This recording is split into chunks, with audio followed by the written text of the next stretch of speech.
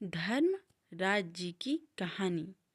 धार्मिक मान्यताओं के अनुसार हर व्यक्ति को अपने जीवन काल में धर्मराज जी की कहानी जरूर सुननी चाहिए।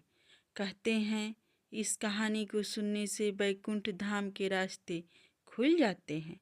आइए हम लोग सुनते हैं धर्मराज जी की कहानी। पौराणिक कथा के अनुसार एक गांव में एक बुढ़िया रहती थी।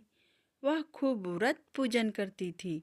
जब उसकी उम्र पूरी हो गई तो उसे एक दिन यमदूत उसे लेने आए और वह उनके साथ चल दी। रास्ते में चलते चलते एक गहरी नदी आई तो यमदूत ने उससे पूछा कि माई, तुमने गोदान किया है या नहीं। गोदान के मतलब गाय का दान। बुढ़िया ने तुरंत पूरी श्रद्धा से गाय को ध्यान किया तो गाय उसके समक्ष आ गई। फिर बुढ़िया उस गाय की पूंछ पकड़कर नदी आसानी से पार कर गई। कुछ देर बाद उसके रास्ते में काले कुत्ते आ गए। तब यमदूत ने कहा कि कुत्तों को खाना दिया था या नहीं। बुढ़िया ने फिर कुत्तों का ध्यान किया तो वे रास्ते से चले गए। बुढ़िया फिर से आगे बढ़ने लगी।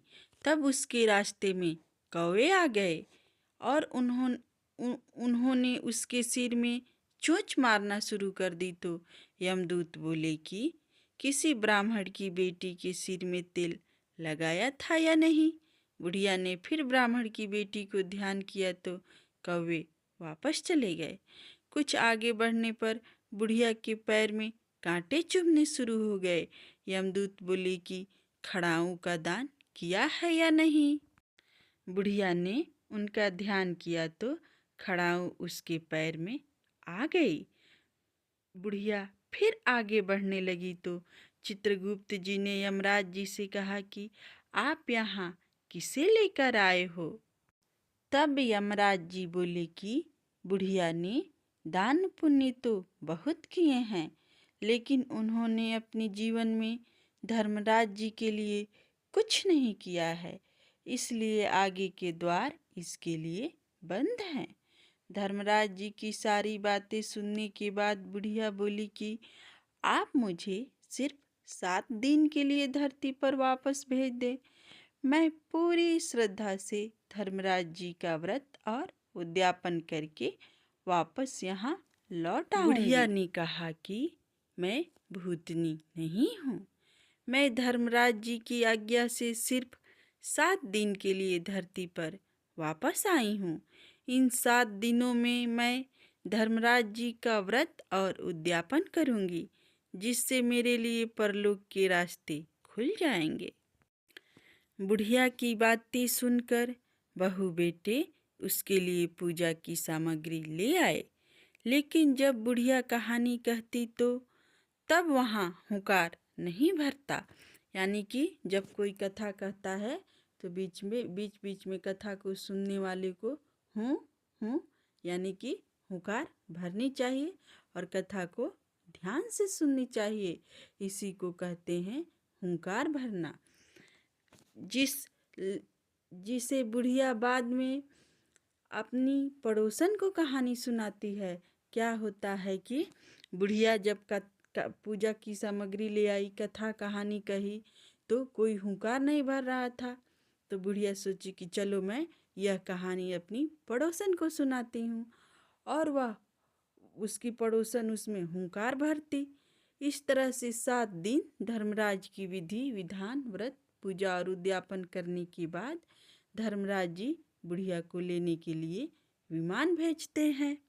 स्वर्ग से आए विमान को देखकर उसके बहू बेटों के साथ सारे गांव वाले भी स्वर्ग जाने के लिए तैयार हो जाते हैं। बुढ़िया ने कहा कि तुम कहाँ तैयार हो रहे हो? मैं कहानी कहने के लिए, मेरी कहानी तो सिर्फ मेरी पड़ोसन ने सुनी है, इसीलिए वह मेरे साथ जाएगी। तब सारे गांव वाले बुढ़िया से धर्मराज जी की कहानी सुनने का आग्रह करने लगे। तब बुढ़िया उन्हें भी कहानी सुना देती है। कहानी सुनने के बाद गांव के सभी लोग विमान में बैठकर स्वर्ग जाते हैं। तो धर्मराज जी कहते हैं, मैंने तो विमान केवल बुढ़िया को लेने के लिए भेजा था। तब बुढ़िया माई ने कहा कि हे धर्मराज जी, मैं अपने जीवन में जो भी पुण्य किए हैं उसमें से आधा भाग मैं आप गांव वाले को देना चाहती हूँ। इस तरह से धर्मराज ने ग्रामवासियों को भी स्वर्ग में जाने दिया। हे धर्मराज महाराज, जैसे आपने बुढ़िया और उसके गांव के सभी लोगों को स्वर्ग में जगह दी, उसी तरह से हमें भी देना। साथ ही कहानी सुनकर हुंकार भरने वाले को भी और कहानी कहने वाले को भी परलोक में जगह देना। तो सभी कोई प्रेम से बोलिए, धर्मराज महाराज जी की जय, यमराज जी की जय।